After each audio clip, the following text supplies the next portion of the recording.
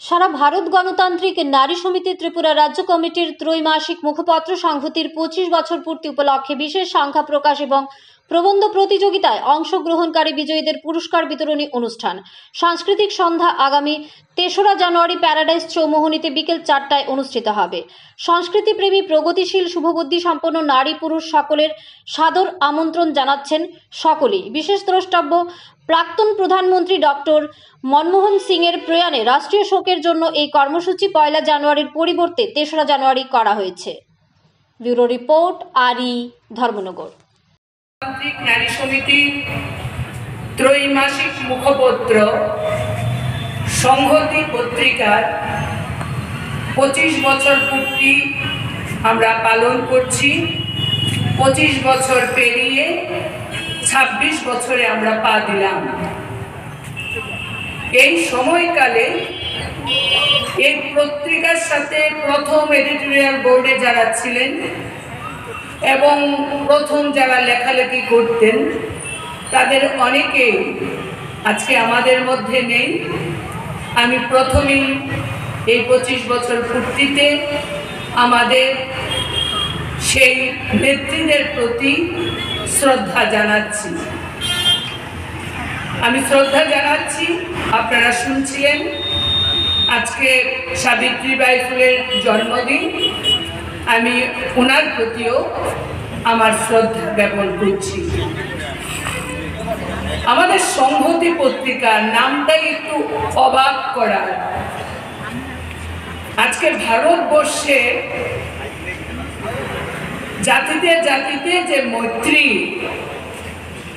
জাতিতে জাতিতে যে সৌভ্রাতৃত্ব, আমাদের দেশের যে স্বাধীনতা, আমাদের দেশের ধর্মনিরপেক্ষতা আজ আক্রান্ত।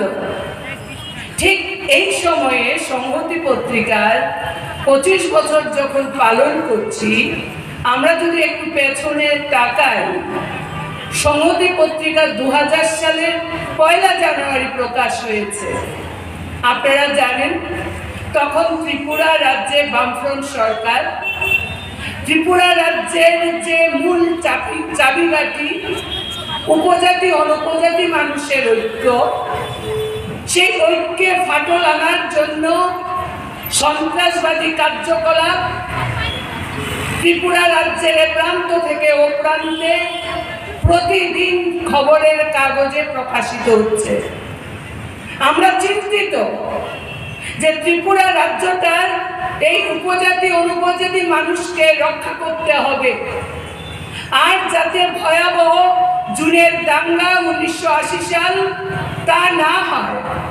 তখনই আমরা চিন্তা করলাম যে সংগঠনটা 1951 সালে সিমনার কাটাছড়ার দারোগা মোড়ায় প্রকাশিত হয়েছিল, সেই সংগঠনের পত্রিকা আমরা প্রকাশ করব, তার নাম রাখবো সংহতি।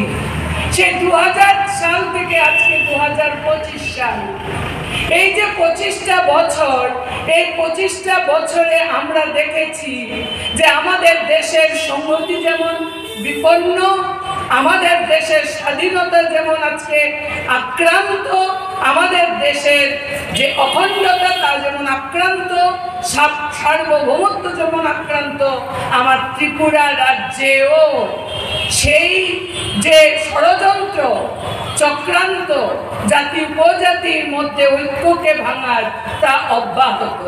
তাই সংহতির যে নামাকরণ, এই নামাকরণের প্রাসঙ্গিকতা আজও অব্যাহত। এই প্রাসঙ্গিকতা ততক্ষণই থাকবে যতক্ষণ আমি আপনি সবাই মিলে আমার প্রিয় মাতৃভূমিকে, আমার প্রিয় ভারতকে বাঁচানোর জন্য সংগ্রাম থাকবে।